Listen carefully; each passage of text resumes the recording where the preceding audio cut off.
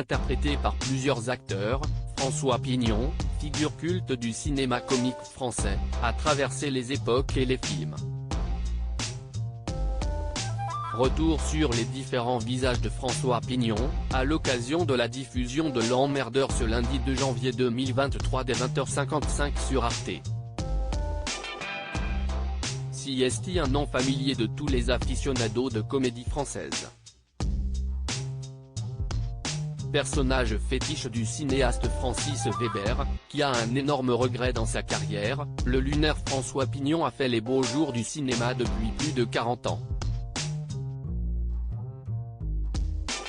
CST en 1973 qu'il apparaît pour la première fois à l'écran dans L'Emmerdeur, diffusé ce lundi 2 janvier 2023 dès 20h55 sur Arte et disponible sur Arte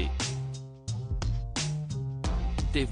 Dans cette adaptation d'une pièce de boulevard signée Francis Weber, qu'il ne réalise toutefois par le film, Le Contrat, un tueur à gages froid et méthodique, Lino Ventura, doit abattre un témoin gênant de la fenêtre de son hôtel.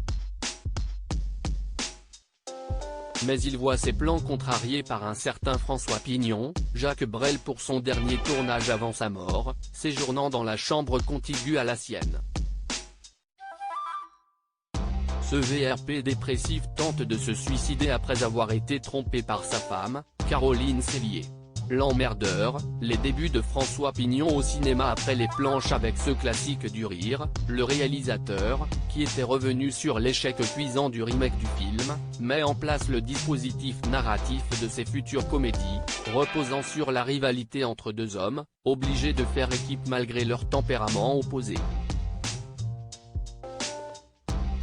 L'auteur retrouvera ensuite son héros récurrent, François Pignon, à 6 reprises au cinéma sous les traits de Pierre Richard, Les Compères et les Fugitifs, Jacques Villeray, Le Dîner de cons, Daniel Auteuil, Le Placard, Gad Elmaleh, La Doublure, et enfin Patrick Timsit, dans le remake de L'Emmerdeur. François Pignon, personnage culte de Francis Weber.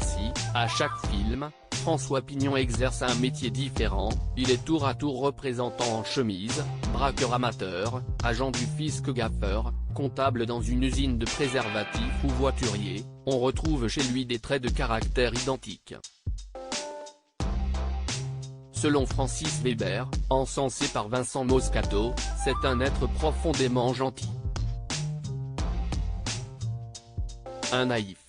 Un candide. Il symbolise Monsieur Tout-le-Monde.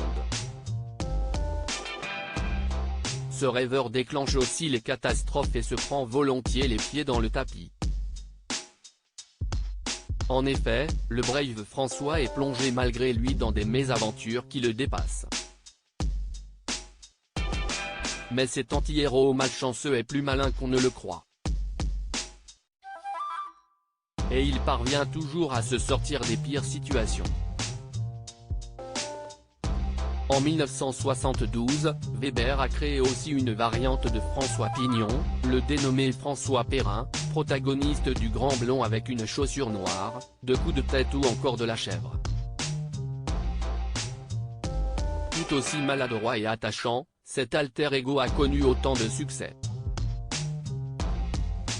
Pignon reste néanmoins le personnage porte-bonheur de Weber. Le cinéaste confiait même à Studio Magazine en 2006, Pignon, d'une certaine manière, c'est moi. Comme lui, je n'ai jamais eu le contrôle de ma vie. Je me suis laissé porter par les événements. Un bel hommage de la part de son créateur, quitte à déplaire à vrai François Pignon. À lire aussi Les enfants de la télé, la folle anecdote de Francis Weber, insulté de salaud par un vrai François Pignon.